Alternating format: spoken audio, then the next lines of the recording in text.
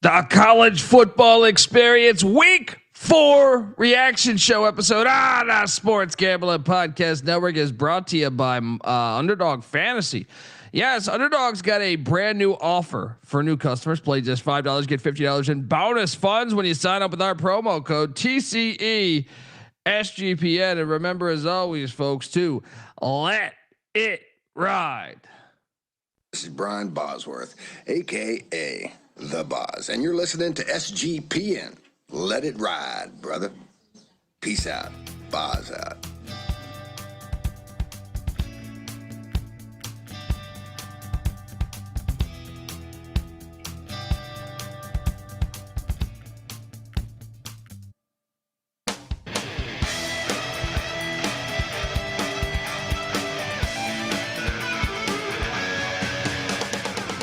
Yes, yes, yes. Woo!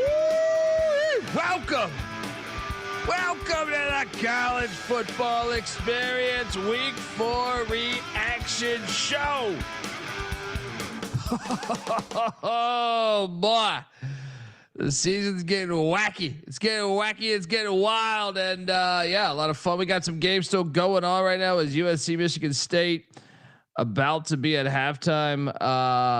I got action on a couple of these games. Colorado, Wyoming, UTSA, Colorado State. You got the Cal San Diego State game, Fresno State, Hawaii going on. I got the Southern Utah Thunderbirds, UC Davis on the screen here. So yeah, a lot of games still going on. Am I forgetting some? Probably, but I think that's majority of them. Excited to talk about that. If you're wondering who the hell you're listening to, that's fair. My name is Colby Swinging Database Dan, aka Pick Dundee. That's not a pick. This is a pick. He was raised in the land down under, where a man thinks on his feet, speaks with his fists, and lives by his wits. When Dundee happened, he was a superstar. I'm probably drinking too much and celebrating too much and not sleeping. Would have killed a normal man, but no, that's gone. The medical advice I got from that was like being hit by lightning. Pretend it never happened and get on with your life. Oh boy, we got a lot to talk about. I mean, another crazy day. Yeah, and I when I think about next week I think could be the crazy one, but this one was pretty fucking crazy. I am joined, youtube.com/the college experience. Get on over there, hit that like and subscribe button. I am joined by my co-host. He is also the host of the college basketball experience. Give it up for former staffer at Austin Peay with the Governors, South Carolina with the Gamecocks, and West Virginia with the Mountaineers, Ryan McIntyre, aka Moneyline Mac. What's up, man? What's up, man? Yes, God, what a day in college football. The sport never disappoints, man. Cheers. Mac tonight. Cheers, buddy. Come on, make it Mac tonight. Oh boy, I'm trying to go. So I'm gonna try to go chronologically on the time slate. Now, I some of these might have kicked off, I don't know, 5-10 minutes before the other one, but I think it's proper to start off with, I think, what is the biggest win of the day. I don't know. I guess you can make the argument. I'm trying to think right now. There's a lot of candidates. One of the bigger games of the day, but Texas Tech 34, Utah 10. I lost a shit ton of money. Yeah. I took the Utes. I took a couple different props. Devin Dampier looked like. Look, I'm a Devin Dampier fan, but he looked like a Mountain West quarterback today. Shout out to Cody Campbell and Texas Tech, because I mean, I found it hilarious that Baron Morton got injured twice, because that was part of my angle on why I liked Utah. But what I did not, and what I should, like Joel Klatt said, what I should anticipate is that Texas Tech always has an awesome quarterback sitting in the wings. Yes. I mean, that we got like a 20-year sample size of this. And that's my fuck up. Will Hammond, brother, you played your ass off. You played much better It was an upgrade when he came in. It was an upgrade from Baron Morton. And if you're wondering, if you think Dundee, you're overreacting. No, Baron Morton was 12 of 19 for 142 yards. All right, with 0 touchdowns and 2 interceptions, and honestly, could have been a 3rd or 4th interception there. Will Hammond was 13 of 16 for 169, 11 yards of completion almost compared to Morton's 7. 2 touchdowns, no interceptions, and no, he happened to have a 32-yard rush and 61 yards on the ground. Baron Morton had 2 yards on the ground, and he got injured being a little bitch. But I came away very impressed with the game plan that Shail Wood had for Jason Beck. And I came away thinking Texas Tech is a national championship contender. I don't want to overreact, but this is a reaction show. And watching that, I was like, to go into that environment and the way they made a pro, like what I think is a very good college quarterback. We'll see. I know he looked bad today, but I tend to think he'll look good most of the season. I think they could be a national championship contender. Am I getting ahead of myself, Mac? Your thoughts on the game? I don't think it's an overreaction. I mean, how many teams do we ever see really go into Utah and beat them down like that? And I think Oregon maybe 2 years ago, and they were a national championship contender. So, I mean, Hammond was awesome. We'll see if he can put it together for a second straight game. Because of course Texas Tech now has to have a quarterback controversy. But I mean, this game is sloppy. How many turnovers did Utah have? 4. Lost 3 fumbles, 2 or 5. They had two interceptions, 3 fumbles. Overall, just a sloppy game from the Utah side. But I think it goes back to it was sloppy on Texas Tech too. They turned the ball over too. Yeah, and it goes back to Texas Tech won the line of scrimmage. I mean, Utah could not run the football on them. Yeah. I mean that the passing. Dampier was completing like 2 yards a pass. Yeah. He was awful. Yeah. But yeah, I just I did not foresee 25 of 38, 162 yards, 4 yards of completion. And it felt like he could have had 6 interceptions. It just felt like he only ended up with 2, but it felt like he could have had 6. He just was forcing the ball all over the field today. Yeah. Terrible stuff right there. And shout out to Texas Tech. I think in my opinion, that was probably the biggest win of the day, but I guess you could argue it with the Syracuse Orangemen. Unbelievable. 34, Clemson 21. There was a fake lightning delay here.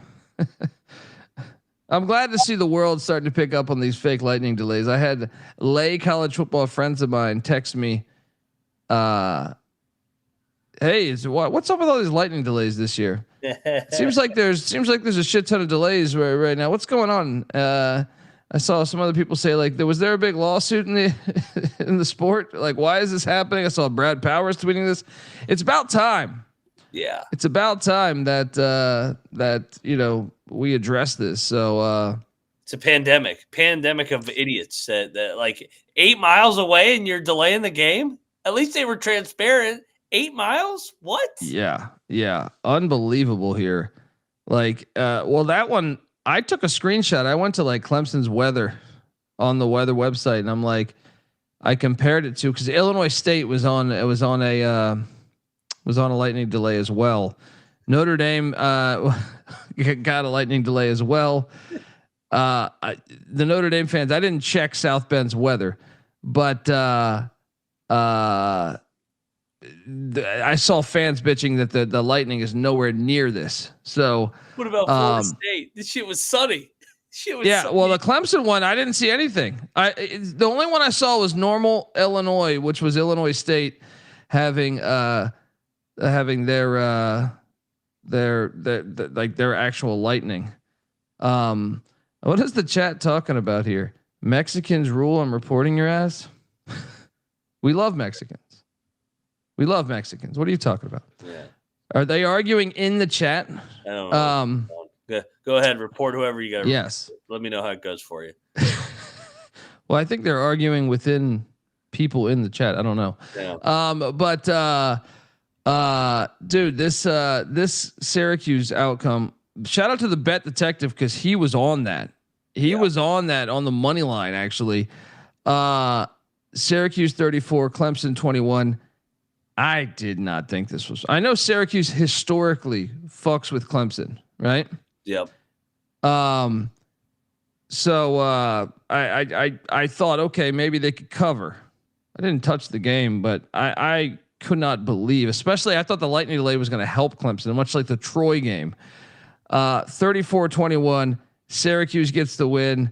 And really, they did this with lots of adversity, whether it's the lightning delay adversity, whether it's and Jelly getting a classic lawn chair, a white guy getting injured by himself on the rollout.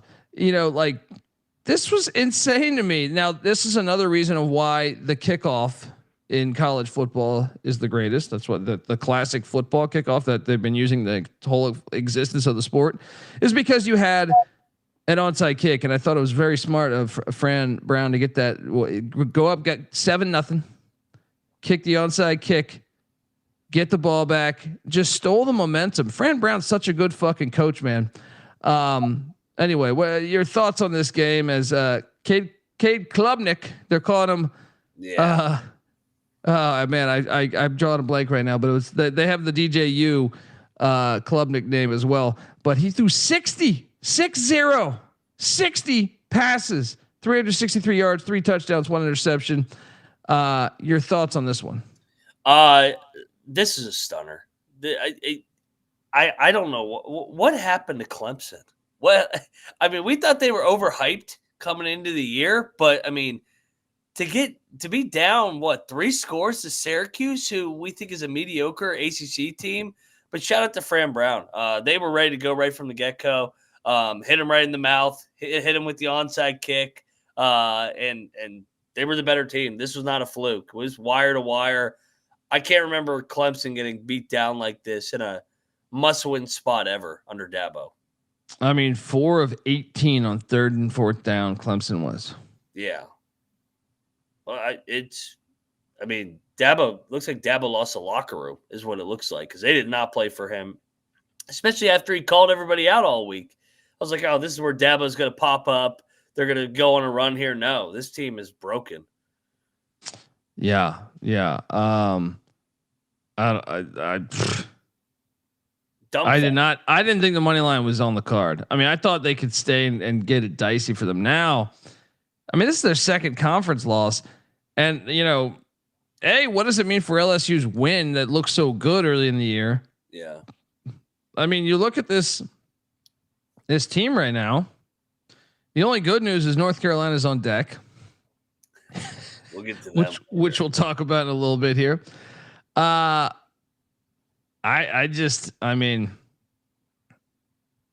luck. They got to play at Louisville. That's like a loss. Florida State could be a loss. You lose to Syracuse, you can lose to anybody now. You know what I mean? Like anybody on that schedule. And it wasn't a fluke. They got their ass kicked. Yeah. I would have thought okay, you could have been like Dundee. What would it take for Syracuse to win? Well, percentage chance. I would say okay, the onside kick thing I could buy into right out the gate. They have to steal the momentum, and then they'd end up having to make a 55-yard field goal to win the game and steal the game or something. Yeah. No, wire to wire. Just complete beatdown. Wire to wire, unbelievable. Fran Brown, and this is what's interesting about these win totals, man. I think Fran Brown just cashed the Syracuse over. I think he just cashed the Syracuse over. So a lot of people were on the under. Including myself. I thought, I didn't bet it, but I'm saying I thought I was like, man, I don't know how the fuck they're going to get to a bowl at 5.5 was their win total. And Clemson, I was on the under on Clemson though. So I feel good about that. That already won. Yeah. So right now, well, I guess I'll wait to the end of the episode. But at that same time, those games were going on. You had SMU, TCU, the final iron skillet that we know of. We cashed here. I actually thought it would be a little easier of a cash because it got a little dicey. TCU -7 cashes as they win by 9 against SMU. TCU looks good. They moved to 3-0 as Josh Hoover threw for almost 400 yards. Kevin Jennings 290, but he had 2 interceptions, and also Eric McAllister had a oh my God! Shout out to Rob Donaldson, by the way, who played him in DFS on our DFS show. Whew. 250. I mean, and that was with that one called back, or the one that should have been. He should have had another touchdown. Yeah, he should have had 300. I mean, goddamn, he's having a monster year. So unbelievable. Yeah, they better start putting Hoover on some of these Heisman lists. He's going to rack up stats in this offense. Now, the only scary thing to me is this, because the TCU looks like the real deal, but this one was a super personal game, and I know they play Friday night in Tempe, and you're just like, gosh, yeah. It's a bad follow-up game, a rival. You want to have Kennesaw or something on the schedule, or Cal Poly or something after that. But shout out to TCU, Josh Hoover, Sonny Dykes. They seem to be rolling. SMU. There's some rumblings about Rhett Lashley potentially being Arkansas's next coach. So we'll see. And speaking of which. So my day was all over the place. I am up, but not by much today, but I'm up a little bit right now. And I felt like I should have been up more, but I had the Arkansas Razorbacks, and I thought it made a lot of sense, and I thought I was dominating this game for a good amount of it. I felt like 28-10. Yeah, 28-10. We're sitting there looking good. Shocking. Taylor Green threw for 325, some dumb interceptions, questionable hold, but somehow, some way, Memphis had 9 lives, including Arkansas having the ball at the 6-yard line, and really, I mean, I guess you still have to run the ball because you're trying to get a first down and give them no time. So I'm not going to blame all of that on Pittman, but another fumble. Arkansas could easily be 4-0 right now if it wasn't for 2 fumbles. But they pissed away the game, and Memphis, to their credit, Ryan Silverfish always beating these teams. What's that? 5 in a row? Is that 5 Power 5s in a row? You think that's going to make Sankey's little handbook next offseason? With the strength of schedule? Yeah, you can't even beat Memphis. Unbelievable. Memphis. I mean, that's like I said, that crowd was, they're renovating Liberty Bowl. So one side's still like being built, but the other side was like 50-50 or maybe 60-40 Memphis to Arkansas fans. But dude, I'm afraid our boy got fired today. Yeah. I'm afraid that's it. Yeah. That kind of felt like, I mean, they do have Notre Dame. They could beat Notre Dame next week, and maybe he pulls one out of his ass and they win 7 games again. But that's one you can't lose, especially with the history of the regionality of that game. Yeah. I mean, shout out to Memphis. Shout out to the AAC for the most part, with the exception of one pussy ass school, which we'll talk about later. But yeah, I mean, that was crazy. I had I mean, out the gate, I lose on Utah. I lose on Arkansas. I cashed on TCU. But it was a little bit rough out the gate. To Terrell's point, the noon slates sometimes are always the hardest. Army, I had Army. Oh my God, dude. So North Texas, I was convinced North Texas had Army. Fantastic football game. Within the first like 8 minutes, I feel like, of the game, North Texas was up 21-0. And I was just like, what are we, the 72 Dolphins here? They got Larry Zonka and Mercury Morris on this fucking team. Right. But to Army's credit, they battled all the way back, and I had a feeling, from the Tarleton game, but I had a feeling that that them not scoring a touchdown before the end of regulation was going to cost them, because they normally have a shitty kicker and it normally sucks when they go to overtime, which is why I think I would have had a better. I thought the play calling inside the 30 lacked a little bit. I understand you don't have the most accurate passing quarterbacks, but I still thought they should have went for the kill there, in my opinion. Yeah. I thought when the game went to overtime, I know they're at home, but I just thought, wait a second, North Texas kicker's good. I just feel like you're gonna end up having to go for 2-point conversions. I just don't like them going to OT. We saw that against Tarleton. But North Texas, man, shout out to the Mean Green. And I think if you're a fan of the AAC, you're probably, or the American, they're saying now, you probably wanted North Texas to win that game to stay undefeated. But man, Army's 1-2 but with 2 losses coming in overtime. Yeah. Your thoughts on this game? Cause I kind of feel like the better team did end up winning.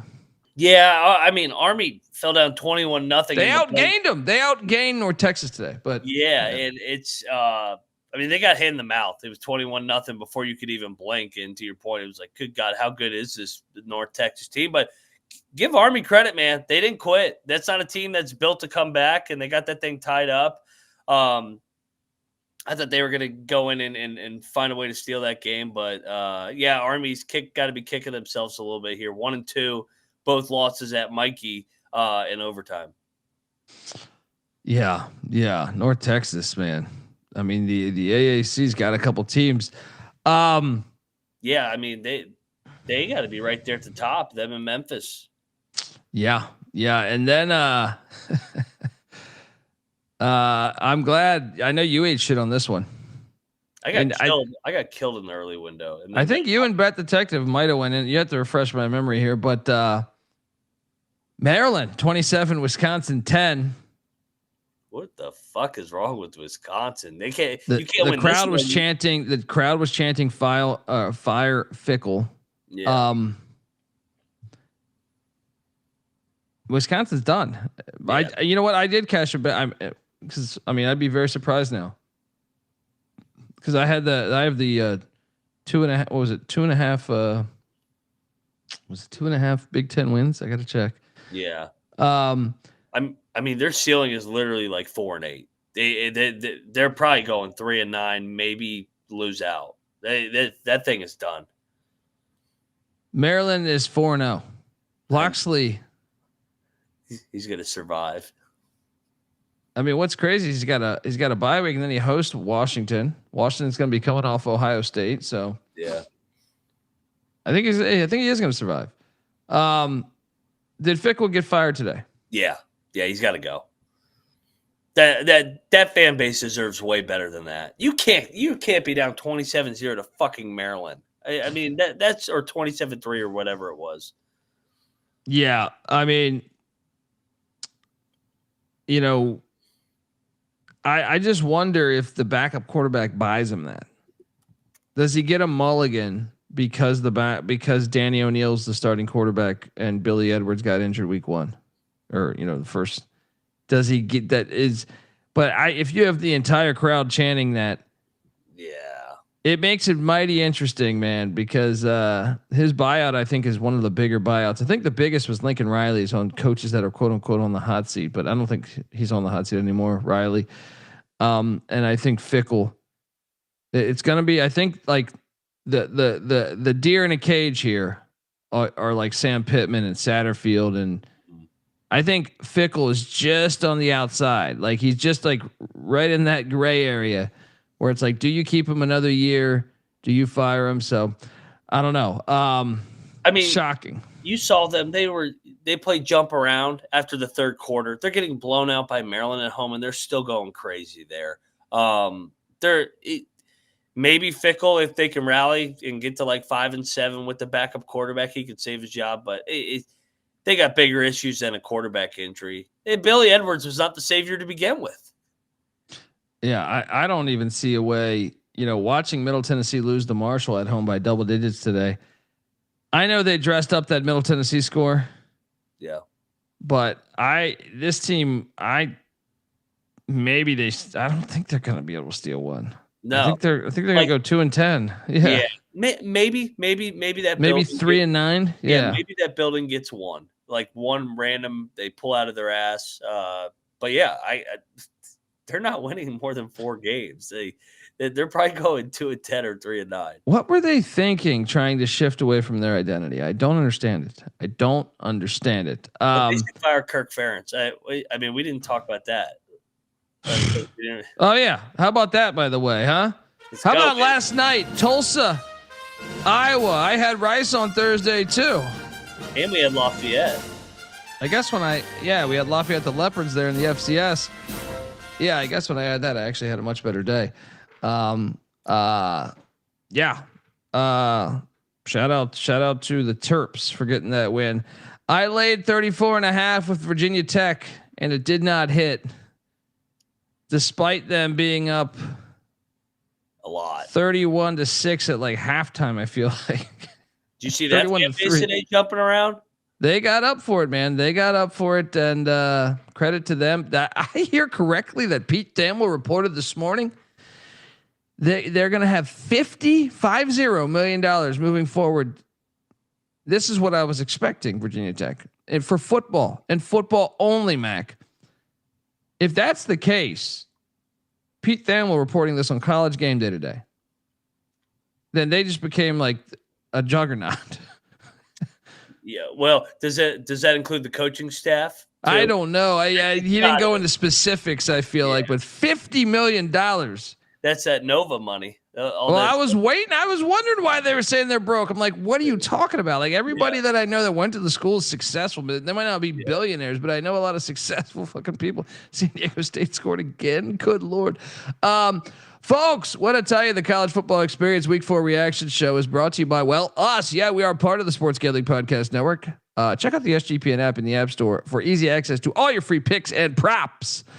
And remember, as always, folks, to let it ride. We're also brought to you by mybookie.ag. MyBookie is your place to bet on football and everything else. Their prop builder is second to none, and their motto is bet on anything, anywhere, anytime. You can easily deposit, get lightning fast payouts using crypto. Head on over to mybookie.ag, and when you do use our promo code TCESGPN for 100% bet back bonus up to $500 for new customers. That's mybookie.ag, promo code TCESGPN. And we're also brought to you by Novig. Novig is America's #1 sports prediction market. And since Novig is an exchange, you are getting some of the best prices in the market. Novig's available in 35 different states. Download the Novig app and get $50 off when you spend $5 if you use our promo code TCESGPN. Get in on the action with Novig, promo code TCESGPN. All right. We are back. We are back and having a good old time right now. There's dust-ups in the chat. There is. I don't know what is going on in the chat right now, but a lot of good fun going on in the chat. Next up, we got South Florida put it on South Carolina State. They destroyed them 63-14. Glad we didn't bet that. I was considering pulling the trigger on that. Hey, these bowls, you fuck with the bowls, you get the horns. This game's just disgusting, but I'm glad I had the discipline to stay off this. But as there are kryptonite over the past 3 years. Oh, this fucking bullshit game. This game. I don't know how Dan Mullen pulled this out of his ass. 41-38 UNLV wins at Jaeger Bomb Stadium. And let me tell you, Miami, Ohio was up 14 in the fourth. They also had like a 40-yard rush where the guy was threatening to score a touchdown and he fumbles, and that gave the ball to UNLV. He didn't switch hands. He did not switch hands, and that was why he fumbled. Mullen was able to capitalize on that, and they pull it out their ass despite trailing really the entire game. 41-38, the Rebels survive.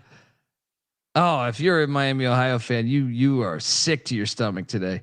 Your thoughts on this one? I know you bet this. I did not, but I know this must have been really fucking painful, man. What happened? Yeah, especially because I had a parlay of the 2 winless teams, Eastern Michigan and them, and this should have fucking hit. I am so sick of this phony UNLV team pulling games out of their ass every single week. I can't believe Miami of Ohio lost this game. This was gut wrenching. They had 2 different 14-point leads. They led. Actually, I think 3. I think they led by 14 3 different times throughout the game. UNLV would tie it up, then they'd go back up 14. Unbelievable that they pulled this one out. They're gonna hit the over again. This is like our kryptonite. This could be like 3 straight years. I don't think they're a very good football team. No, they're not. Like, especially when you consider everybody with the exception of Idaho State, who won 90-0 today against the Oaklanders of Lincoln, California. Hilarious. Yeah, unbelievable game there. Central Michigan covered against Wagner. I knew I should have bet this. I knew I should have fucking bet that. UAB Tennessee. I did bet this. The over. And it cruised on in 56-24. Terrible. Is Dilfer fired yet? They're not going to fire him on the Tennessee game. You see Dilfer taking a selfie on the sideline? No. Well, he knows he's like, I'm in Neyland. I'm not going to be have this opportunity much longer. So hilarious. I don't think he'll be fired this week. I think they'll give him another week because you're supposed to lose to Tennessee. So yeah. I saw people say he should be fired. I was like, I mean, what'd you expect him to do to Tennessee? He was going to get killed either way. He covered. Yeah. Oregon State did cover against Oregon. We got this correct, but we did not bet this. Hey, that's what it's come to for the Beavs. They covered the 35. They lost by 34. Wait, what's just happened in this Colorado State game? Somebody let me know what happened. So there was a penalty, and Norvell decided to go for 2. He said, "No, I don't want the extra point." He goes, "I want to go for 2 for the win," and they fucking missed it. Unbelievable. I'm laying 4.5 with UTSA. Yeah, that was a brutal decision if you had UTSA. Yeah. I mean, I've gotten fortunate on a couple games today. Yeah. And one of them we can get to right here. Purdue plus 26.5 cashes. Oh, they covered? They covered by, well, it depends where you got the number. If you got it earlier in the week. But I got very fortunate with Purdue here. Notre Dame 56, Purdue 30. This, like, Notre Dame had a kick return for a touchdown that I actually, I love the kick return. I can't talk about it enough. Greatest play in football, should never be taken away. The real kick return. But I will say Notre Dame scored a touchdown when there was a pretty clear body slam. The ref calls it, right? He throws the flag, and then he says the flag fell out of his pocket. But if you watch the replay, I shared it from our Twitter account. He's like, it's like, well, that didn't fall out of your pocket, buddy. Either way, Notre Dame was going to win this game, but I can't believe I covered this too because I kind of figured this was a loss. Well, this is the problem with these fake lightning delays. Once I saw Notre Dame had a lead, I turned it off and I forgot it was going on because you put it out of your mind. It's like, oh, I don't know when this is coming back on. It's a blowout. So I have nothing to offer in the second half. Didn't watch a minute of it. Yeah, well, and I know Notre Dame fans are they're hitting the panic button a little bit. Chris Ash, the former Rutgers head coach, is their DC. Yeah. And they gave up like almost 400 yards to Purdue today. That doesn't happen. Yeah. Yeah. Have big concerns about Notre Dame. I saw the great Brad Powers, who's a big Irish fan, saying they're done next week. He's a huge Irish fan. He's like, Arkansas is going to beat them next week. Yeah. And but man, wow. 56. I mean, Notre Dame can score only against Purdue each year, right? Magical cover there. This was not a magical cover for me because I bet North Carolina. It was a battle. You guys pressured me into this one to battle you. Good God, man. Dude, the UCF Big 12 beat the shit out of the ACC this year. They won 7-1. I mean, this was bad. They had 217 total yards of offense. 217 total yards of offense, folks. To give you an idea. Yeah. To give you an idea, Jacksonville State, game 1, installing new offense, new defense, 74 players. They had 322 yards of offense. Same stadium, right? Let me just pull up North Carolina A&T, who got housed 68-7 by them, because I bet you they were probably, I don't think they achieved that same they had 200 yards. So a team that lost 68-7 to UCF. Okay.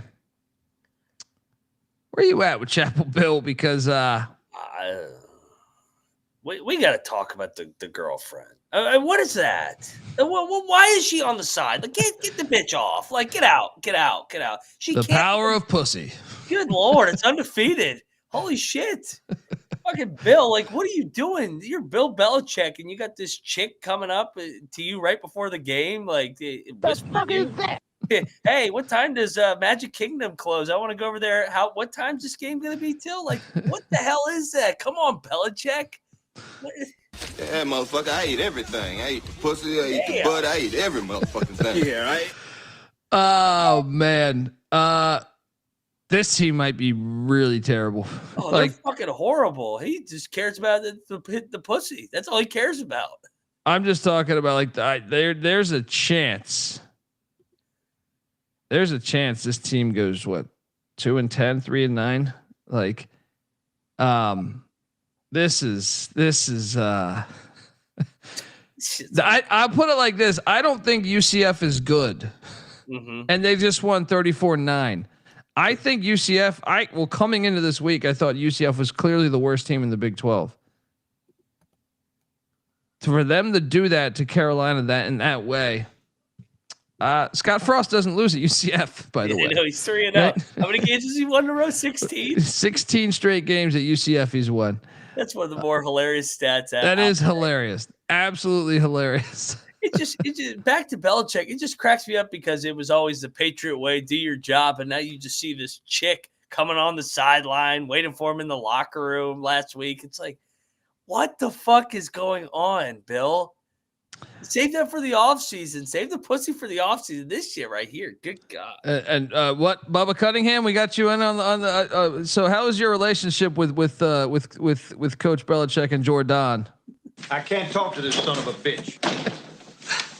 I can't talk to that son of a bitch. I really can't. I can't. Why did I take UNC +7? One of the dumber bets. One of the dumber bets of the day. Not my dumbest. My dumbest did come much later. But we did cash on Gardner Webb plus the points against Ohio. And Ohio dressed this up a little bit, man. Ohio dressed this up a little bit. Ohio wins 52-35. The running Bulldogs get the cover, and the Bobcats clearly look like the best team in the MAC. I think we can establish that now, that they are by far the front runners to win this conference. Ball State was chippy with UConn today. Yeah. Didn't bet this game, but UConn moves to 2-2. Glad Ball State at least lost the game. And yeah. Okay. Then you two bozos. You and the bet detective went in on the Flamin' Libs of Liberty. This game's kind of bullshit. They had the lead with their starting quarterback, and Basco goes out. I don't hate this one, but they're done. Liberty's done this year. I'm very curious. The Sea of Red podcast, who I know I've been on before. Liberty is now at Old Dominion. That's a loss. They're going to be 1-4, but they assure me that Chadwell is safe. You buy that? I mean, does he have the injury? How long's Vasco going to be out? I mean, I don't know, but they scored 13 points at home today. And don't they have like UTEP after that? UTEP after that, they could lose both those games. The benefit for them is Conference USA sucks. So like they'll get some wins. But I mean, shout out to JMU. That's a big what's the word I'm looking for? Bragging rights game. Yeah, dick measuring contest. Yeah, dick measuring contest for the future. Well, Bob Chesney, is he the next Virginia Tech head coach? Is that you should look at him. I think he's been rumored. Then one of the luckiest covers I've had. I had some lucky covers today. I mean, I had a couple unlucky ones, like the Colorado State game that we just saw, but I also cashed on Oklahoma -6.5. Oh my gosh.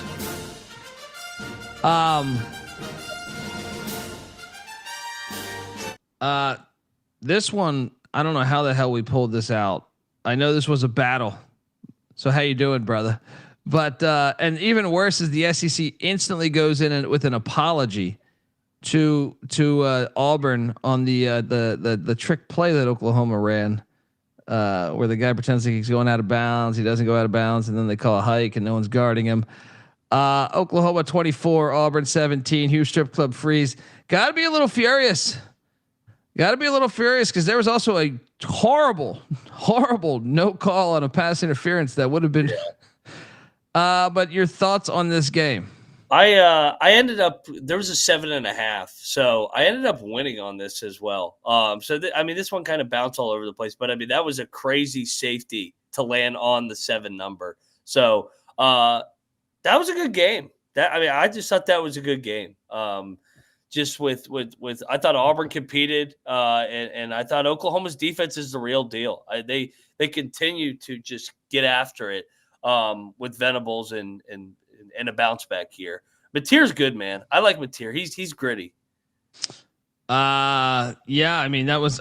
We'll see when they hit the road. I'm not talking the link either. Yeah. All right. Like well, they don't hit the road forever because they have a home game and then they play Texas. In the Red River. Well, and yeah, and that looks. Get the fuck out of here, man. Wyoming's going to cover this game, aren't they?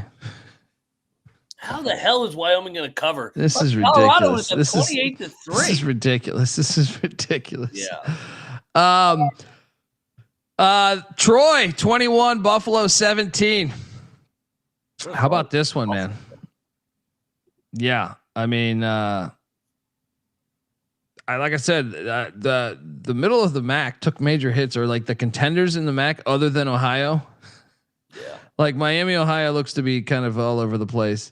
Toledo, we'll get to. Buffalo, it's 2 weeks in a row where Buffalo has not looked good. Troy gets the win, 21-17. That's a big win for Gerard Parker, who I know could be on the hot. I thought was going to be on the hot seat. That's a nice win there for him. Your thoughts? Troy has been a pleasant surprise. To your point, I mean, though they and they're banged up. I mean, the starting quarterback goes down, and so next man up, and to be 2-2, and they played Clemson tough. So yeah, Troy's made a little bit of a step here. Yeah, and then Tulane got absolutely bodied by Ole Miss. You guys double locked that. Credit to you guys. I'll play your music. I stayed away. But wow, 45-10. I did not think it was going to go like that. Shout out to Pete Golding getting that defense, holding Tulane to just 10 points. I did not think that was on the table, especially with Retzlaff getting constant pussy. I thought he was going to throw for 300, rush for 200, and dominate life. But I think we had a quarterback at Ole Miss. Trinidad Chambliss, dude, he's a dog. D2. Yeah, Ferris State, man, love Ferris State football. They don't need to go back to Simmons. I know he's a highly touted kid, but I mean they play for Chambliss. That's the better option. So yeah, play Ferris State, baby. Let's go. They can make the playoff, man. That schedule's light. It is, but the defense has to. If the defense can continue to play like that, they have a shot. I kind of think the defense, if prior to today, would lose a bunch of games, but they I don't know. I mean, the Washington State game looks pretty fucking easy coming up, but they still have at Georgia, at Oklahoma. You're right though. You're right. They're probably going to go 9-3 if I had to guess, which will put them right on the bubble again. So Shout out to the Lane Train. Michigan, Nebraska. I'm not taking Nebraska ever again. They suck. They do suck. They even had a Hail Mary in this Yeah. fucking game. I mean, dude, Michigan just ran the ball right down their throat when it was nut time. I mean, they just ran the ball right down their throat on that final drive. Biff Poggi says he's going to go home and eat some Haagen-Dazs ice cream with his wife, smoke a Cuban cigar, and then go to the hospital. I love that. He knows his personnel. It sucks as Coastal Carolina won today, but Biff Poggi should be a sitting head college football coach. Charlotte gave him too short of a leash. Coastal Carolina, you can right your wrongs. You got to know your identity. There's only two guys that Coastal Carolina should be considering. And it's pretty simple. Ed Orgeron. Actually, no, there's like four guys. Ed Orgeron, Biff Poggi, Dana Holgerson, Bobby Petrino. Those are your four candidates. No one else. No one else. Nebraska sucks. Shout out to Michigan, Bryce Underwood. That's kind of the story today, man. When you think about it, a lot of these young quarterbacks had road wins today, which is kind of goes against the grain of what we're saying. If you want to say the Syracuse scenario where the backup quarterback came in and looked good, Washington for Maryland got a road win. I think that's his first ever road start. The Texas Tech kid comes in in the most hostile environment. Freshman dominates. We'll get to the Bachmeier kid for BYU in a little bit. But these young quarterbacks showed up today, man. Yeah. And you and Bet Detective had a great call here, and I apologize for not going with you guys. Toledo loses in Kalamazoo. Western Michigan 14, Toledo 13. What a fucking call by you guys. Bet Detective put him in the fucking contest. Unbelievable call. Did you guys have a fire day on the contest or no? No, we shit the bed in this late window. I think we're gonna go 3 and 4. So I think that's what we are too. Yeah, this is this is Toledo, man. I mean, what the hell? How do you lose this game? You're so much better talent. Tucker Gleason, 15 of 30, 89 yards, 2 interceptions. What? This is one of the better quarterbacks in the MAC. Yeah. Unbelievable. Lance Taylor. That's big for their win total too, man. The wacky MAC always delivers, man. That weird shit happens. Always, man. Football, it you know what? It's sport proof too. Yeah. Football, basketball, baseball, you're just gonna get fucking craziness when it comes to the MAC. And then you also had a fire call with Eastern Michigan, 34-31 against Louisiana. I rode with you. I just didn't bet it. But you tried to give it away, man. Dude, unbelievable. That squib kick by Louisiana. Des Moreau should be on the hot seat, but he won't be because he won 10 games or whatever, went to the Sun Belt Championship last year. That was a terrible decision to do that. That squib kick was like what? Yeah. The fucking guy got it like the 40. They're not buttoned up. They're not that well coached. I'm with you. I know his record's good. But hell, Napier's going to be back on the streets here. Maybe they'll bring him back home. Yeah, that's a good point. It's a good point. I don't know if you can fire him though after making the championship game. Yeah. Cash the over here and shout out to Chris Creighton getting that first win. Watch Chris Creighton. Watch him play in the MAC championship. Watch them do that. Future next week. Shout out to the great Cody Frazier. The MAC is the best conference to watch if you really love football. I mean, it really is. It delivers all the time. I cashed the over in this game. Kent State, Florida State. And I got to give, I don't know who it was in the chat that inspired this. I apologize for not remembering from one of our shows from Wednesday and Thursday, but gave this out and I go, you know what? That's a good fucking play because I don't see how they're going to stop them. Florida State was laying, I believe it was 44.5 or 45, but the total was 56.5 and Florida State cleared that by themselves. Tommy Castellanos got injured, Mac. They play at Virginia on Friday. Yeah, they're going to lose. I think they're going to lose too. And then they'll get Miami the next week. I mean, I don't know how serious that injury is. We're gonna need to follow up on that throughout the week. But hilarious because Jordan Travis, he got injured against?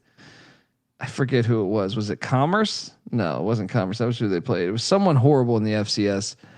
Shout out to Cannabis Capper. Says I'd say the FCS is the best watch if you really love football. Amen. We love the FCS. Shout out to the FCS. And then we cashed. This was a double lock. The Duke Blue Devils 45. The Pussy Pack of NC State 33. Started slow. It did start slow. Some hilarious. Did you see the block field goal in this game? Yes. What the fuck was that? I don't know what the hell that guy needs to be investigated. Folks, if you did not see this, NC State was lining up for a field goal when the game was like probably late third. Game was in reach for NC State. And the Duke defensive lineman, nobody blocked him.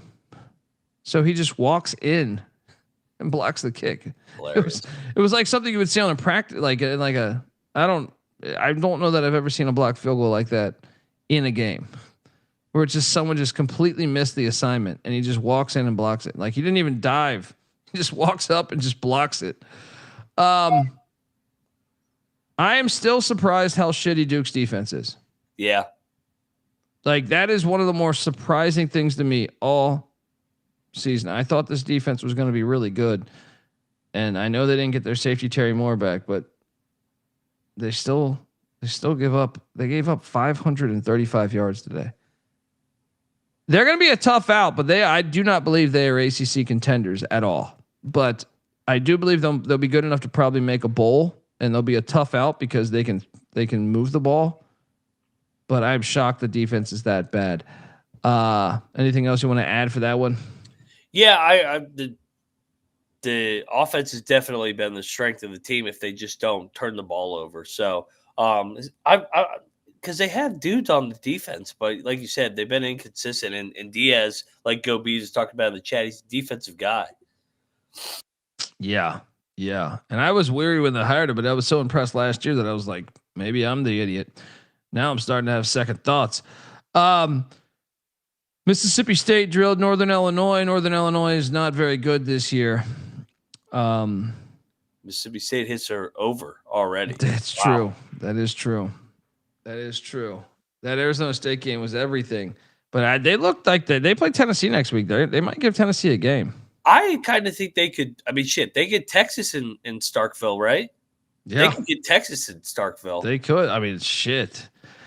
Yeah, you're right. Another great lucky ass cover for me was Temple scoring a touchdown with 5 seconds left. Oh, that's great. Shout out to Keeler. Shout out to Casey Keeler and the Temple Owls, who only lose by 21. Yeah, mid-afternoon is when I got hot. We got lucky as shit there. I'm not going to bullshit you. Yeah. Back door. Yeah. Ate shit on this one. We both ate shit on this one. San Jose State beats Idaho by 3. San Jose State, you got your first win of the season. Only 7 more we need. 7 more we need. But Mac, I don't understand what the fuck happened between what I saw last year and what I saw this year. And returning, the only thing that I can deduce from this is there maybe financial differences on the roster where just the roster's not meshing. I don't understand. Yeah. The team we left off with that returned everybody looks horrible this year, man. Idaho was winning a good longer than San Jose State was winning, in my opinion. I don't know that to be fact, but I just from watching the game, I feel like Idaho was up more than San Jose State was. San Jose State pulled this win out their ass. Your thoughts? I have big concerns with our Spartans. They're at Stanford next week. I kind of winnable, still winnable. I think they're going to lose too. Yeah. I think they're going to lose too. Montalolo is a good coach, so maybe he can get them going. But there's no toughness on this fucking team, which is weird because it makes me think. I mean, this is a quick reaction show because I still believe Nia Montalolo knows how to coach football.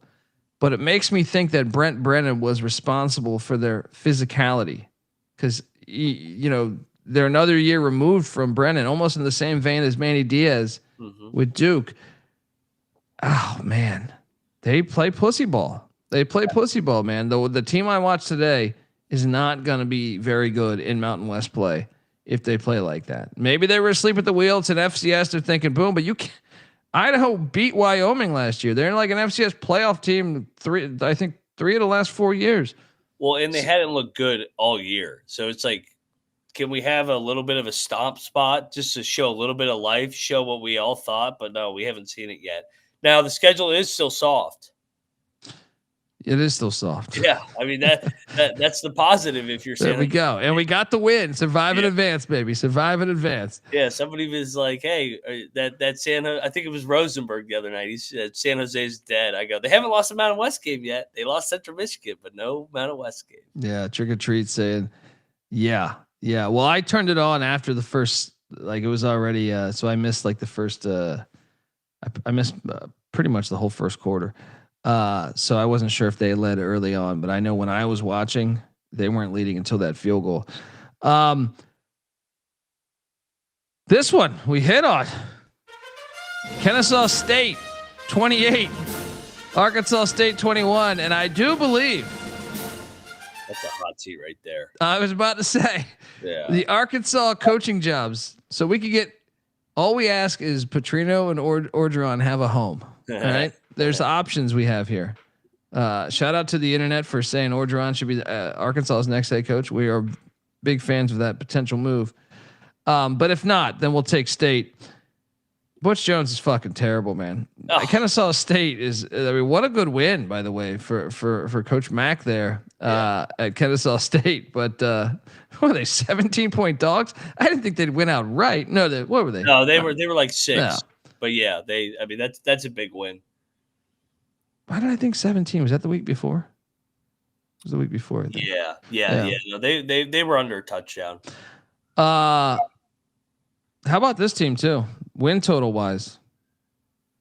Delaware 38, FIU 16.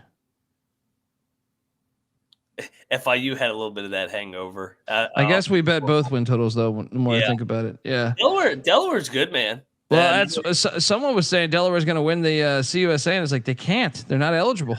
Yeah, they might be the best team in the CUSA. Power rank your top 4 teams in the CUSA right now. Let's take let me. I always have to remind myself who's even in the CUSA. Is La Tech 1? Probably, but it's like, do you really trust Sonny Cumbie to get it done? They look good today. I mean, Western Kentucky will be 1. Western Kentucky's 1 for me. We got to talk about them in a minute because that was my last lucky ass cover. Oh, that! Oh my God! I would probably go Western Kentucky, Louisiana Tech, Delaware, Jack State. Yeah, I think Liberty's not even in the top 4. What the hell happened to this? Yeah, I'm going to lose so much money on that. I have like 7 parlays tied to Liberty just playing in the Conference USA Championship. And they only have 1 loss in league play, but their quarterback's injured. So yeah. Oh, Colorado. I was about to say Colorado almost in field goal range. All we need is a field goal here. I don't know what number you got. Okay, even better. There we go. Yeah. So I'm a little bit behind you, I think. All right, there we go. Thank you, Buffs. Delaware, very impressive. 38-16, getting that win. Then this one, I hate to do it to you, was my number 1 power play. You say we partied too hard this week. I outlined it on this very show at -28. Kansas 41, West Virginia 10. Now I will say this: get this abrupt slide bullshit out of here, Jalen Daniels and Lipo going crazy because of that. Shut the fuck up. And I love you, Lance. Yeah.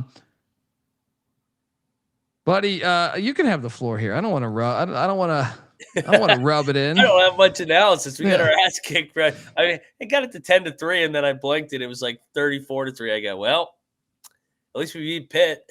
It was a fun week while it lasted. Yeah, we're on to Utah. That was a beatdown. Kansas kicked our ass.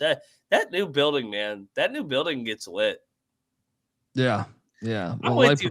Can we talk about that abrupt slide and then Jalen Daniels acting like he got shot and then he's back in the next play? That's got to be a rule. You can't act like you got shot. And you know, Baron Morton did it, but he didn't go feet first, so it didn't burn him. But he slid abruptly, or he went down abruptly. He didn't slide. But it still happens everywhere, and it's still the most dangerous play, and no one wants to address it. No one wants to fucking address it because it's pro offense.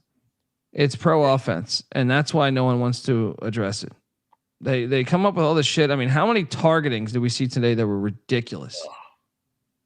I mean, the targeting in the Illinois game was absolutely absurd that they kicked that guy out. But really, it was like 5 different games. 5 different games. There was like I don't even know what football is. I don't even know what football is. Like, and I what game were we watching? Maybe like 2 hours ago. 2 hours ago. 2 hours ago. This is no, but the quarterback led with the helmet. Quarterback ran, led with the helmet, blast the defender in the fucking head with his helmet. Like helmet to helmet. They don't Florida. It might have been that. But I'm watching it and I go, they never would call that. But that is the same exact impact that is happening on some of these targeting calls. Some of these targeting calls the helmets aren't even connecting and they're doing it, but it's just terrible. And I don't like how you can favor the offense there. So you can your runner can just put his head down and it's the defender's fault. And for the chat asking if I'm off the bandwagon, absolutely not. I mean, come on. This is West Virginia. We are used to heartbreak. This was more the norm. So yeah, I mean, what did Scott Van Pelt say that one time on his podcast? These people will do anything. They'll show up, and when they finally get a chance to win a championship, it'll be the greatest day ever. So yeah, I mean, it's better days ahead for the Mountaineers. Rich Rod will get it going. You got to figure out that quarterback though. Quarterback play is abysmal right now. Yeah, I mean, I kind of expected. I thought they would have a little bit more of an idea of their identity by this point. I thought they found something at the end, but no, they didn't carry anything over. It was a long week. Leipold had a week off to watch. I mean, 2 weeks off essentially. So, I just want to know, like, when is enough in the targeting? I've been doing this. I've been talking about this on this reaction show for fucking years. When will it be enough? When will the pendulum swing back and say, "Hey, this is ridiculous"? Yeah, honestly, there should be like 10 targetings a year. Well, I just couldn't believe the announcers too. They're like, "That's a dangerous play. That's the most obvious target." I'm like, "What is he supposed to do?" The fucking Jalen Daniels is 20 yards down the field. Okay, hey, here, just take 5 more yards, and while you're at it, why don't you just go score? And I'll just sit here with my thumb up my ass. Like, what is the defender supposed to do? They took out like ECU's best defensive player today. Now ECU would have lost that game regardless, but it was still ridiculous. And I can't stand. That's why, like, I think we should never have quarterbacks on a microphone, because hearing Aaron Murray talk about this, he's like, "That's clear cut targeting." I'm like, what the fuck is he supposed to do? What is he supposed to do there? He's gonna make contact with him, so you have to brace for the contact. Yeah. You have to brace for the contact. I don't think that was a bad football. Like, to me, that was football. We watched football. He got kicked out for playing football.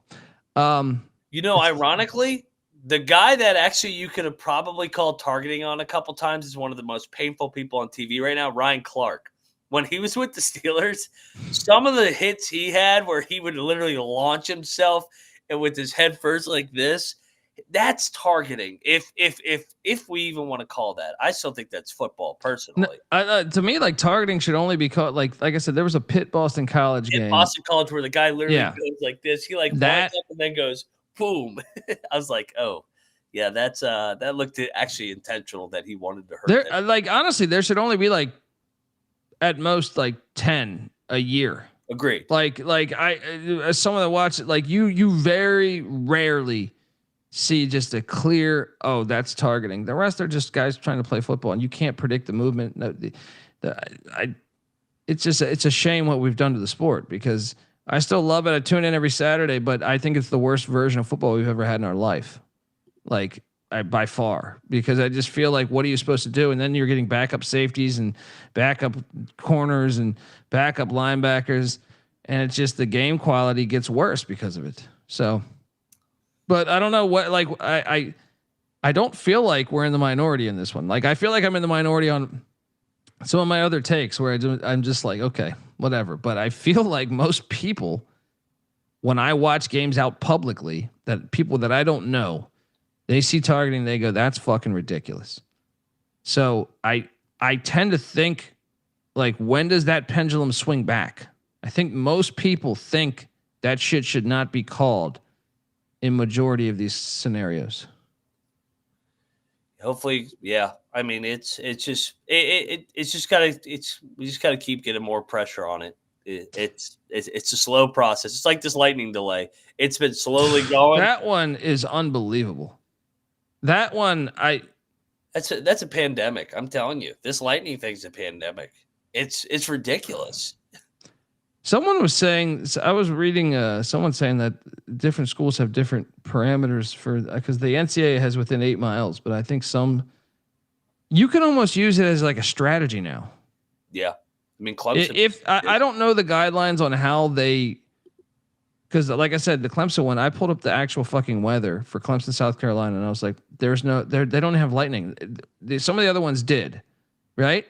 Like in the area, like normal Illinois did, but Notre Dame, from what I understand, did not. I heard it was 80 miles away, but I don't know, man. It's depressing when you think about it, because it's like you can use it to your advantage. If the other team, like Syracuse, was on a roll today. Oh, I know. And to have that lightning delay, yeah, it didn't work out. Clemson didn't storm back, but like to have that delay and then it's just ridiculous. Yeah. Bet detective, you pile of shit. You got me to throw. Luckily, I didn't throw a lot of money, but I threw, I don't know, it was like $30 or $25 or something on Duquesne. Oh my God. Bet detective convinced me. He's like, you know what? They're going to be in this game. That's his alma mater, the Duquesne Dukes. And I was like, you know what? Akron is fucking terrible. Maybe he's got a point. Right? Yeah. Thanks, buddy. Thanks, buddy. And he's not even here to defend himself. Yeah. Jackass. Hope he listens. Oh man. But UT Martin, Missouri State drilled UT Martin 42-10. You guys went on UT Martin, didn't you? Go on those Skyhawks? Yeah, fucking awful. Fucking awful. Oakster Hawk, are you talking about in the first quarter? Are you talking about Wilk, the safety for ECU? Because that was not cheap. Fuck out of here. If it was later in the game after I was yelling and turning off shit, perhaps that could be. You could have validity. But the Wilk one, get out of here. Nevada, Western Kentucky. I don't know how I hit this. Just absolutely magical. Hey. We were down 10-3 at halftime. When the line shrunk, by the way, I was doing the pregame show, Mac, and I saw the line going down, and I go, I'm going to get burned on this fucking game. But I'd already placed the wager back like last Sunday. So I was like, okay, I'm sticking to it, of course. And if you didn't catch the game, Western Kentucky returned an onside kick attempt by Nevada for a touchdown. And because of that, Pick Dundee made money. Fantastic. Unbelievable. I am so glad I did not bet fucking Nevada. I was watching, I was like, no way. And you said Western Kentucky's power rated number 1 in the CUSA. After watching them today, they didn't look very good. I'm like, dude, they look like shit today, man. Even McGuire, there's a bet detective in here. There he is, this prick, getting me to go in on these Duquesne Dukes. Where's he at? Bet detective had a fire day He's in the chat. Bottom Oh, line he's in the bombs. chat. I Yeah, was like looking yeah. over there. His camera. He had a fire day because he had Syracuse money line, and what was his other Toledo? I'm sorry, Western Michigan money line against Toledo. Yes. So shout out to the bet detective, except for your Duquesne Dukes, and UT Martin, right? But how about Coastal Carolina beating South Alabama 38-20? Someone explain to me that one. Going on? Did you bet this? I didn't bet this. No. Okay. I laid it though. I was like, oh, I'm done with Coastal. Yeah, that's crazy. I did not see that one coming. And then Missouri 29, South Carolina 20. Lenora Sellers played threw for 300 yards and they still sucked. What were their rushing stats in this game? I feel like they didn't run. They ran for -9 yards, dude. -9 yards. South Carolina is not going to be very good this year, I don't think. No, they're sure going to get to a bowl. I mean, I locked up South Carolina. I ended up covering this. Kind of felt fortunate. Missouri's got the 4th best record in college football in the last 3 years. They've had some nice schedules, though. They've had some really nice schedules. They have, but they keep winning, man. Yeah, no credit to Drinkwitz. He's made. I didn't think it was going to work. That's one. I like to tout my Luke Fickle play. The Drinkwitz one, I was like, I don't think it's going to work. It's working. It's working. Shout out to them. Who do they got next week? They got UMass. They don't go on the road for 3 more weeks. They haven't been on the road. That's ridiculous. Shout out to Missouri with your scheduling manipulation. Murray State loses by 35 to Jacksonville State. I think did Murray State cover? I think they covered. I lost money on Maine and it was looking so good. Georgia Southern, Clay Helton, you filthy animal. Running it up late. Did you see this game at all? This thing was 17-14 at halftime. Yeah. 17-14 at halftime. And they lose 45-17. Running it the fuck up. Also lost on this terrible beat because I feel like Air Force was the right side. But Boise wins by 12. Of course, I had 11.5. Yeah. Do you see that fucking run at the end? Oh, no. And well, they went for 2 also. That 2-point conversion was so huge. Is Boise still the best team in the Mountain West, Mac? Probably. But the margin, I mean, the gap is definitely smaller than it has been. Because, I mean, Air Force got whatever they wanted tonight offensively. Yeah. Yeah. I mean, they scored, 37 points, over 500 yards of offense. But they have 2 losses in conference now. So anyone that has a future on Air Force, which I don't, to win the conference, but I did take the win total over. Folks, want to tell you, the college football experience is brought to you by Underdog Fantasy. Yes. Underdog's a great place to play fantasy pick'em, where you can win up to 500 times the amount of money you enter. Simply pick higher or lower in your favorite player's stats. And look, Underdog's got a brand new offer for new customers. Play just $5, get $50 in bonus funds when you sign up with the promo code TCESGPN. And we're also brought to you by Rhythm.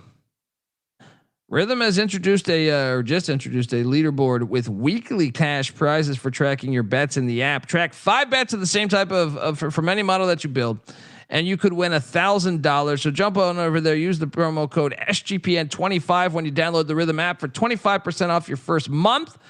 Download Rhythm. Use that promo code SGPN25. All right. This is where my night started to take a turn, but for the worse. Marshall did beat Middle Tennessee though, which is good because I'm on the under of Middle Tennessee. 42-28. This thing was deadlocked at 28. Middle Tennessee's terrible. I still don't know how they fucking won last week. Shout out to Gibby getting that second win for those Thundering Herd. They're getting better. They're getting better. He's a good coach.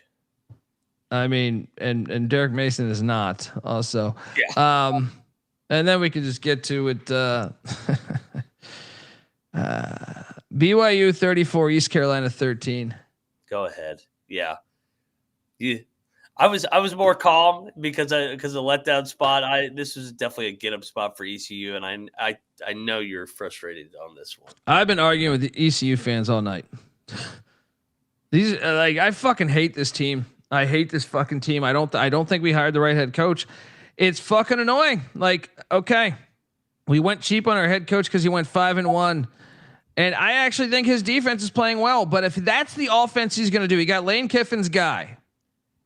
He sucks. One of my reasons why I hate Ole Miss and I never take them serious is because they're gimmicks. They're gimmicks. I just don't respect our fucking offense. It's a gimmick offense. It's just a nonstop gimmick fucking offense. Hey, we're going to call 7 bajillion plays, right? We're going to go right up to the line. But guess what? You still got to execute.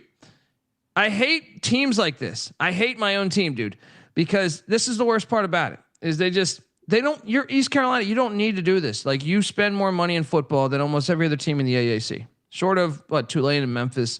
I think you'd probably be third or fourth. I've heard many coaches say this, right? Okay. You should be able to field a team that could compete for a championship within the AAC year in and year out. And I just don't think we need this. Running a million fucking plays, trying to get up. Hey, guess what? We play quick ball. Chip Kelly 15 years ago. We're gonna go. Every fucking time you get up to the line of scrimmage, you get 17 false starts. You got fucking the center snapping the ball when the quarterback never knows it's coming. And then it drives me crazy because we never stretch the field. It's like 30 little dink and dunks. Oh, we can bring this guy in motion and we could quickly pitch it to him over here. The pick six is one of the worst head coaching play calls I've ever seen in my fucking life. You're at first off, the dumbass punt returner fumbles the ball back 20 yards to the 1 yard line, right? And then at the 1 yard line, 58 seconds left before halftime. It's a 6-3 game. And honestly, I think at this point, when it was 6-3, I was like, I think ECU's the better team. They kind of got out of they kind of all their mistakes were self-inflicted is my point at that point. 6-3 or 6-3, 59 seconds. I'm like, sit on it. Quarterback sneak at the 1 yard line. Sit on it. They don't have 3 timeouts. They have 1 timeout. BYU only had 1 timeout, right? So just sit on it. Take the fucking thing to overtime. We're in Greenville. If it's not overtime, second half. If we get it to the second half in Greenville with our fans, boom, great situation. Instead, before they even called hike, shotgun from the fucking end zone. You dumb motherfuckers. From the start, I was like, what are you going to try to run out of this? Because BYU's pretty good on the defensive line. What are you going to try to run out of the fucking shotgun? No. You're going to throw a pass. But guess what the scouting report is? If you've watched ECU every snap, like I have, like I'm sure Jay Hill, the defensive coordinator, has, the scouting report is they throw out these bullshit fucking screens or quick little slants. They never stretch the field vertically. So if I was the defensive coordinator, I would tell my corners, hey, jump on these fucking routes. They don't push the ball down the field much. Jump on these routes because they play candy ass football. And that's exactly what happened. They throw this little bullshit pop pass. Corner jumps on it, interception, pick six, game basically over. One of the worst fucking coaches, Blake Harrell, you're fucking terrible. And your offensive coordinator doing this cha bullshit. I want to vomit every week. And I argue with these fucking fans because they're like, wow, you scored 38 points. Oh, we can go our offense. Fuck that offense. You're never going to beat real teams with that bullshit candy ass offense. It's disgusting. It sets football back fucking 50 fucking years watching that nonsense every time. 7 false starts because, we play so quick. Our whole team can't even get on the same fucking page. We got snaps going everywhere. It's absolutely fucking ridiculous.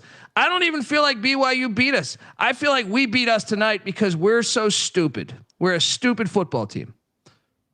Hi, how you doing? Do you want to go to ECU Army on Thursday night? Don't ask me right now. Ask me tomorrow. Okay. I fucking hate them, dude. I already got my place to stay. I'm ready to go to Greenville. The NC State game was the same shit. Even the Coastal game last week when they won 38-0, I felt like we should have won by more because I was like, gosh, why the fuck are you so gimmicky?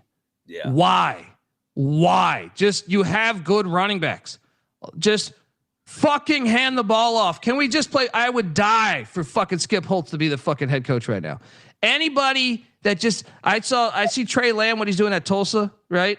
Yeah. I see some of these other coaches, Scotty Abel at Rice. They just play football. There's no ridiculous. I do. Some people would say, well, the options are gimmick. No, it's not. This shit is completely a fucking gimmick, and it drives me fucking crazy. It drives me absolutely. Caden Hauser, the interception in the end zone was fucking terrible too, but that was more on Hauser. Yeah, dude. I don't feel like BYU even played that great. I don't even feel like they played that great, but they still whooped our ass. It's ridiculous. Ridiculous. Credit to BYU for scheduling, going there. And Bachmeier, first road start, he played pretty well. He did play pretty well. And that quarterback draw, that was the thing that really, I think, broke the game open. But it was a good play call. They had actually their OC had a great game plan. I liked a couple of those play calls that he had, but God, I mean, out the gate, London Montgomery has like a 55-yard kick return. So we have the ball at their 45-yard line. Right? We get to a 3rd and inches. And like a dumbass fucking team, we're out of the gun. And the fucking snap comes early. So it's just, we can't get out of our own way. Hey, we're super speed. We like speed. We don't even huddle. We got our team out there. We're going to run. It's just fucking, I hate football like that. Here's the worst part about it. I hate this. Like we shouldn't need to do that. Like to me, like if you're the worst team, if you're like ULM or something historically, that really lacks funding, I guess I could accept doing that. It's bitch football. And I have to subscribe every time, even when we win, I still have to, when we beat Campbell, we beat Coastal Carolina, I was like, great, we won. But watching it, part of me still dies. Because I'm like, why we're such a bitch team? We play football like a bunch of bitches. You sound like me in the Neil era. It bothers me, dude. It bothers me. In the Neil Brown era, the last 6 years. It's like, I hate this brand of football, even though I will try and convince myself we'll win. Yes. It's like, can you just try to run between the fucking tackles? Yeah. Can you try something? Can you take a shot vertically? Just please. Yeah, I lost money there, but I did win money on this. And you wouldn't have got this unless you listened to the morning show. Virginia, I laid it. When that number kept climbing, I was like, what the fuck is this? That they're telling me something. Virginia, 48, Stanford 20. Dude, Virginia can really score. I know it's Stanford, but I'm just saying. I'm saying, like, well, let me. What is their offensive outputs? 48 week 1, 31, but they were inside the 5-yard line week 2, 55 week 3, 48 week 4. Hey, Florida State, you got to go to Scott Stadium Friday night. It's gonna be a hard game. Yeah. Chandler Morris having it's important to have a quarterback that's been in college for a decade. Oh yeah. Lost money on this. Actually, I got my ass kicked. Everywhere right here. I had Washington State plus 20.5. And at one point it was 31-24. And I said, this is good. In the fourth quarter. Yes. How did they lose by like 30, 40? Jed Fish, you pile of shit. 28 points in the fourth quarter. 28 points in the fourth quarter. And what? Scoring with 2 minutes left was low. I mean, I know I still wasn't going to cover, but I was still having a little bit of hope. Yeah. Very impressive. I mean, Washington State's defense is going to give up 60 every week. I don't get it, man. I mean, what the hell? These programs, it's so sad to see what's happened to Oregon State and Washington State, man. Yes. That's why I can never root for the Big Ten ever again. This is where, like I said, my night took major hits here. I had Florida plus 7.5 against Miami, and this thing was 13-7. And I felt like this is perfect. I'm going to cover this. No, I didn't even catch the final touchdown because I turned the TV off in disgust, or I switched over to a different game. Florida's terrible. Is Napier going to have a job this week? I think he'll get through the bye. What do they got? Texas and Texas A&M. But yeah, they could beat Texas. They could beat Texas. But no, the bye is now, dude. What are you talking about? The bye is this week. I thought the bye was after Texas. No, it's this week. Yeah, Florida, he'll get another week. I think. I don't think they're going to fire him just yet. They got their ass whipped at the line of scrimmage the last 10 minutes. Miami just ran the ball. Is Miami like? They're the best team in the country, actually. Like, if I had to pick the best team, it probably would be Miami from what I've seen, and I hate Miami. I think they definitely look like a top 10 team to me, but they're just so good on. Well, let me just play devil's advocate. You might be right. But if I'm playing devil's advocate, Mario Cristobal, Notre Dame looks a lot worse than we think. Florida looks a lot worse than we think. South Florida seems to be better than what we think. Correct. But at least they whipped their ass outside of Notre Dame. True. They do look good, but they haven't hit the road yet. Too, in the same vein as Missouri. What happened to the DJ Lagway hype? By the way, he looks awful. He's gonna be great at Texas next year, right? Yeah, I mean, he looks like he shelved himself back there. Everybody crowned him the Heisman, and I was like, I think we're jumping the gun a little bit. When Arch Manning's at Tulane, it's gonna be hilarious. I lost block battle against Bet Detective. He took La Tech. I went in on Southern Miss late. I don't know that I announced that on the show, but I bet Southern Miss. They lost by 10, and La Tech, nice play, Bet Detective, if you're still out there. Yeah, you still in there, Bet Detective? Yeah, I decided to go in on it. That's a good win for La Tech. Southern Miss were still fine, though, for people that took this. They're not in the same conference. That's next year that La Tech joins the Sun Belt. So you're still good with your Sun Belt future. Arizona State 27, Baylor 24. This game went exactly the way I thought it would go. Yep. Like exactly. I thought Arizona State would make basically one more play than Baylor, and 27-24. It was deadlocked at 24, and they did. Let me ask you about Dave Aranda. What do you think? Do you think he's going to make it through the year? I mean, I think Arizona State's pretty good. I think Baylor's good offensively, but the thing that concerns me with Aranda, he's supposed to be a defensive guy, and I feel like they just get shredded every game. I know Arizona State only scored 27 points, but they couldn't get a stop to save their life when the game was on the line. So, his seat could get warm if they throw out a 6-6 year, because they're spending down there in Waco. Yeah. Good win for the Sun Devils, man. Yeah, I kind of thought that would go exactly like that, man. Now, ironically, the game that I think I was most wrong on, and this is, every year we used to play this game with NC Nick and Patty C, where we would make fun of our biggest loss on a lock all year. Like one year, I think it was like 2018 or 19. I took Maryland with the points, and I said sprinkle on the money line. This is back when Maryland had it was like a really talented Maryland team. It was pre Loxley. It was Durkin, right? Yes. Oh. I took Maryland. They were like 10-point dogs or something, or maybe 14-point dogs. And I was like, sprinkle the money line against Penn State. And Penn State won 59-0. I remember that night. It was fantastic. And I just couldn't. And NC Nick, I know he had one where he took Sumlin in Arizona, and they lost like 73-7 or something like that.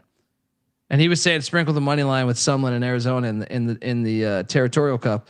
Yeah. This one is in the running, and unfortunately for me, I really have to eat a big pile of shit because it was a lock battle win for you guys. Oh my God! This is Indiana, Illinois, isn't it? Yes.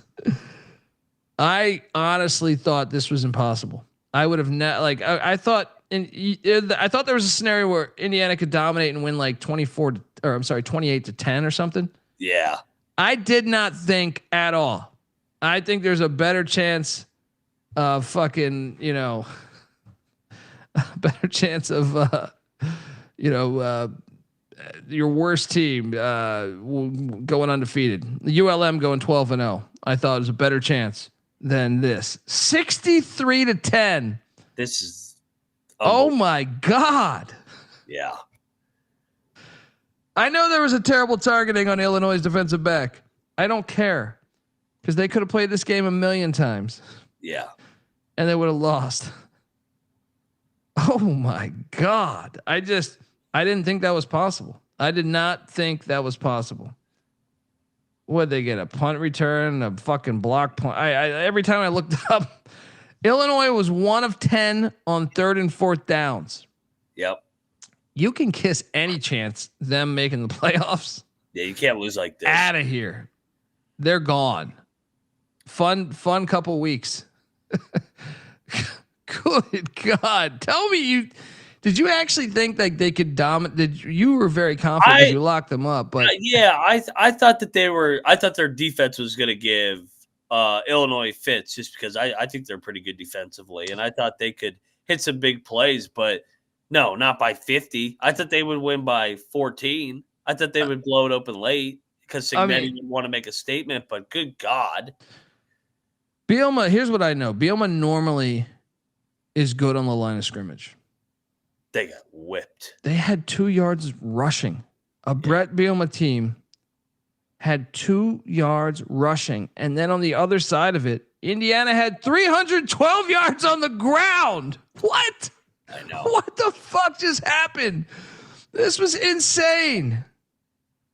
They were 9 of 12 on 3rd and 4th down. How about Cignetti at halftime? I didn't even see it. I was disgusted. They go, what else do you want to see? He goes, score more points. I can't believe Illinois only had 151 yards of offense. Yeah. Or 61, I'm sorry. I can't believe they only had you could tell me they'd only have 161 yards of offense because like that's happened probably a bunch for them in the Big Ten before when they play Iowa and shit. But 2 yards rushing, unbelievable. I would have bet the absolute house on that being impossible. Impossible. You ready to take Iowa against Indiana? I am all over Iowa next week, dude. All fucking over Iowa. Block it in right now. That line opens. I am betting the fuck out of that. And give me Illinois against USC. Bielema will have those guys. It's going to be a tough week of practice. Week of practice. Especially with what I'm seeing with USC right now. What the fuck are they doing? They're going through the motions right now. It's on commercial, so I wasn't paying attention. They're only up 7. Sparty's fucking around. They may come back and win this thing. I stayed away from it. But what I didn't stay away from is Vanderbilt over 4.5 wins, which I have a lot of money riding on. Did you see the score of this game? Yeah, I thought the halftime score was the end of the game, and I was like, "Oh yeah, Georgia State covered." No, they didn't. Oh my god, 70 points. Vandy's the best team in the country. They are the best team in the country. GBO Farms, you better get ready, buddy. The train is coming. The revenge tour is coming. You saw it in South Carolina. Georgia State beat Vandy last year as well. Oh, the train is coming. Unbelievable. Brian Kelly and his family, 56 points for LSU, 10 points for Southeast Louisiana. I think we picked that correctly. I don't really remember. Shout out to the Sports Grid. I was on the Sports Grid today, and we decided to go in. It was very convincing when both the other hosts were telling me we should load up on Texas minus 41.5 or whatever it is. Texas won 55-0. One of the highlights is fucking hilarious. Like, tell me you saw Arch. I tweeted it. Oh my God. I hope he gets lit the fuck. He doesn't even run him over. I don't even understand why he's talking that much shit or like staring him down like that. It was like he had the angle on the guy. I don't understand. I mean, it's hilarious to watch because I know he struggled and he had a great game today, but like essentially Arch Manning has like a 4-yard run for a touchdown. But like in his mind, I think he thought he ran him over when really it's just like he got a good angle. Yeah.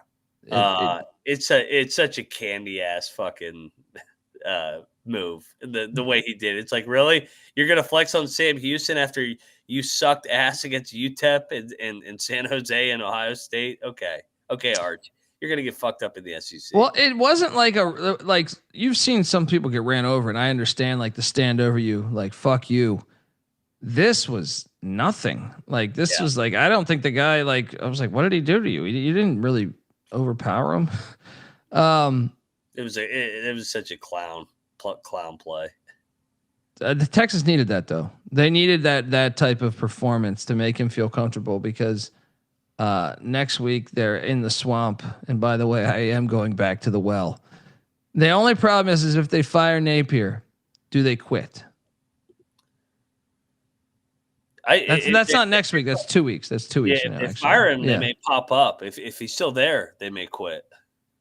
I don't know because you've seen it before. When they fired Mullen, they quit. Remember that? Yeah. Oh yeah. They laid it down. Utah State destroyed McNeese. Didn't really see that coming. How about Mendenhall, man? He's going to win the Mountain West, isn't he? 48-7. Well, Boise goes there the final week of the year. Watch out, Boise. Battle of the Paddle. Texas State did cover against the Nazis. And then Bet Detective Buddy. You went with him, I think. The ULM Warhawks come trotting into the Sun Bowl, and they almost blew this thing. They were up 24-7. It's a beatdown. And no, UTEP had a chance to win this game. They came all the way back. They outplayed the entire game. That was pathetic. Tough beat there. Bryant Vincent, AD, good head coach. Yeah. I can't believe I lost on this UTSA Colorado State game. I want to vomit. Wait until you see Norvell go for 2. He's got to be. Yeah. What the fuck, man? He had already made the extra point. He goes, "Nah, I'm gonna go for 2 now." Like, you're such a fucking idiot, dude. I watched this whole game. We went live, but I watched the whole every play. I had it on the audio and everything. UTSA, I'm worried about in the AAC. A lot of people praising the AAC, and rightfully so. Some of those teams on the floor are a lot better, but UTSA, I'm a skeptic. I thought it's a bummer for Jeff Traylor because I don't think you're going to get a better job after that. I don't think the Power 5 is going to come calling because if you watch the tape, UTSA looks like shit this year. To me, they look like shit. Yeah. Unbelievable. They still win though. And they move along 2-2 there.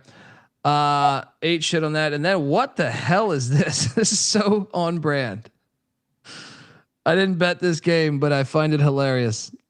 San Diego State 34, Cal 0. I bet. What?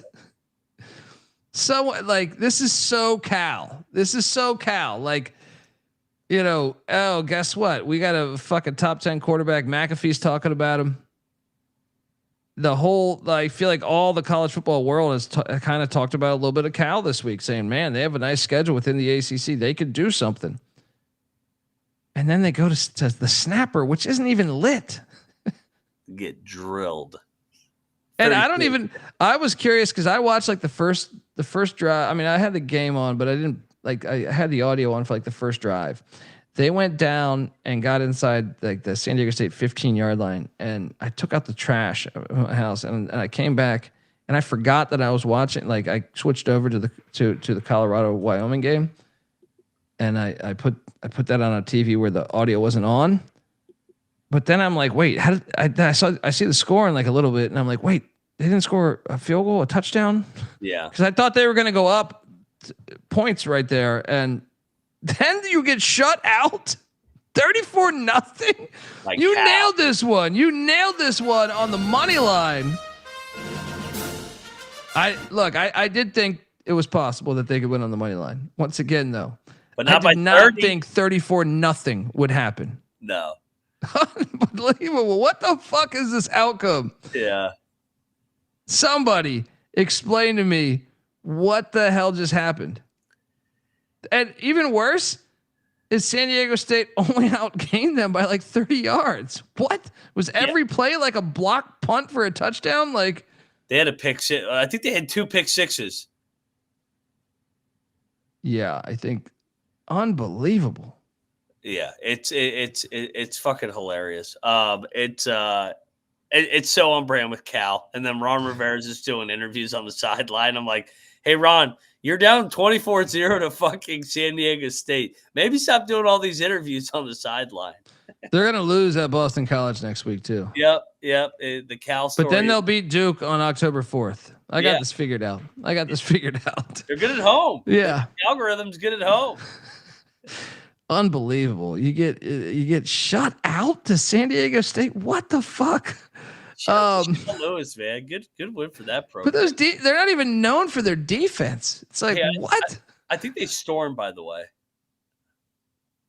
So it was a team meeting, right? They had a team meeting afterwards on the 50-yard line. Yeah, I think San Diego State stormed because it's a little brother here. This is hilarious. 34-0. Unbelievable. Yeah.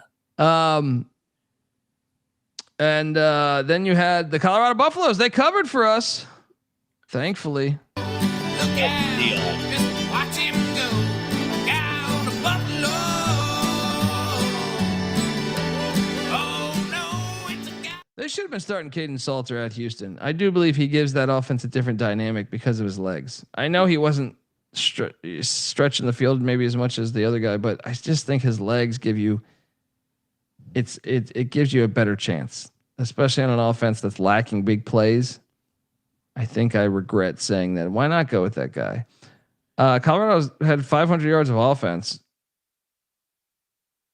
I don't know what that really means for next week. They play BYU next week. I actually kind of like their spot, but BYU, that's going to be an interesting game because I do think Bachmeier might be flawed a little bit being young. And it's a rematch. It's a rematch from the bowl game because BYU beat the shit. And they're coming back from Greenville, North Carolina. Yeah, I mean it's a good spot for Colorado for sure. Yeah. And then currently I have Fresno State in the game that stunk to high heaven. GBO Farms. I know you were talking about this. We have a battle, don't we? Here. Yeah, I got the old rainbow. You're gonna win. The fact the line never went up and shit. Hey. This one, how the line made no sense from the start. It made no fucking sense from the start. Carson, be careful. They still don't have a Mountain West loss. Don't chirp yet until they actually lose some games in the Mountain West. They're undefeated in the Mountain West. Yeah. It ain't over yet, baby.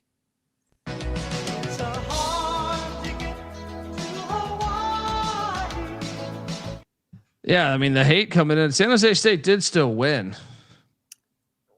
Idaho, FCS playoff team. Put Idaho in the Mountain West. What? They'll be better than Nevada. I'll tell you that. Who San Jose State got first in league play? New Mexico at home. I don't feel good. Terrible. They're gonna lose. They're gonna lose that game. Oh shit! Then they gotta go to Mendenhall. Yeah, it's over. Shout out to Tennis Gambling Podcast. You should be subscribed. Put some respect on Bachmeier, best 47 to ever play quarterback. I do appreciate that he actually runs the ball. Because let me tell you, his oldest brother, I could not stand watching the lawn chair that was.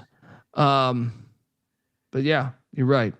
Give me a couple game balls. Who gets? If we do 3 game balls each, where are you going?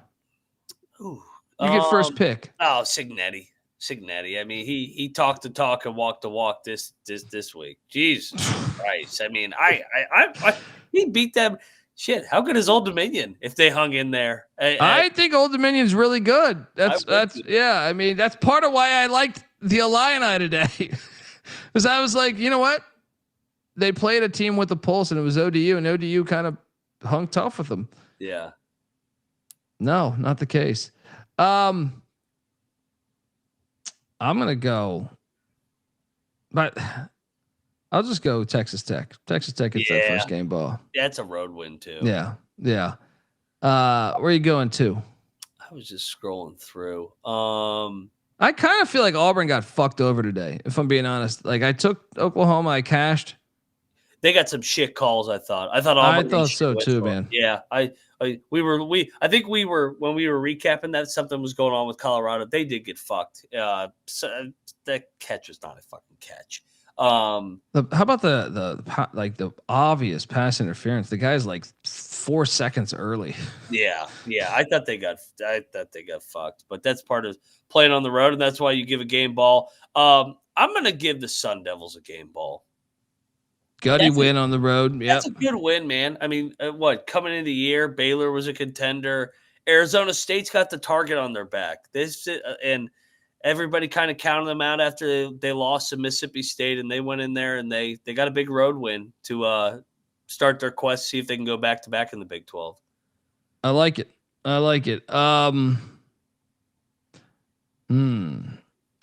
Who is most worthy here? Syracuse. It's Syracuse. Oh, yeah. Fran fucking Brown, man. Fran fucking Brown. Guy can coach. Yeah.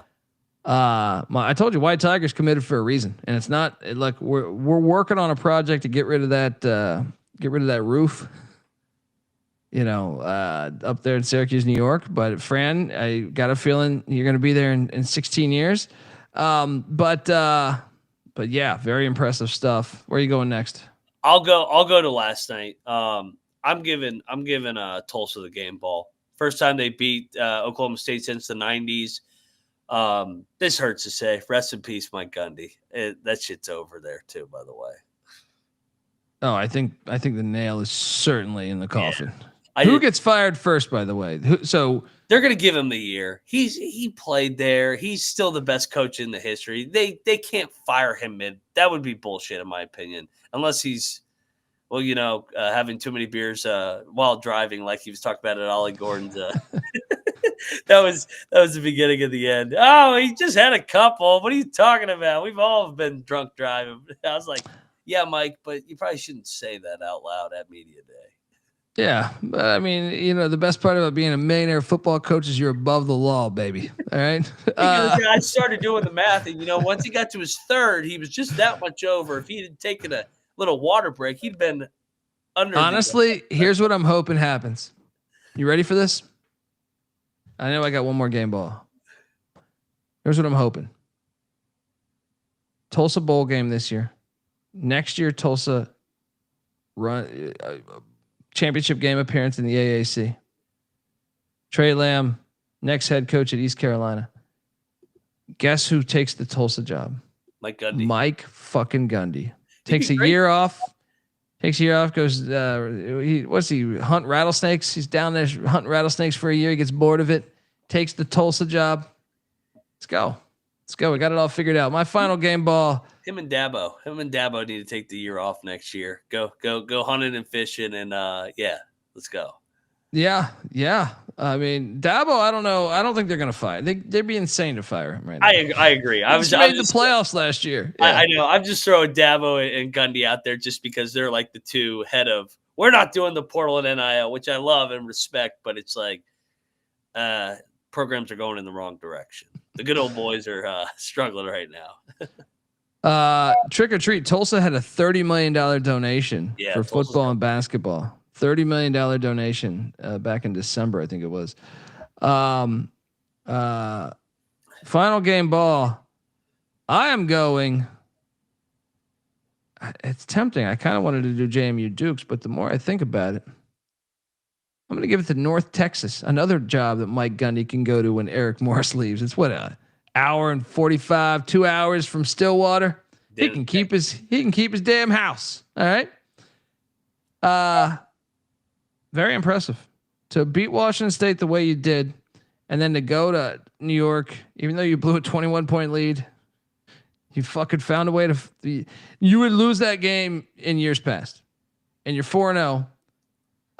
So the Mean Green to me deserve a game ball. And they have South Alabama next, followed by South Florida. Should beat South Alabama. We'll see about South Florida. Shout out to the Eric Morris Agency.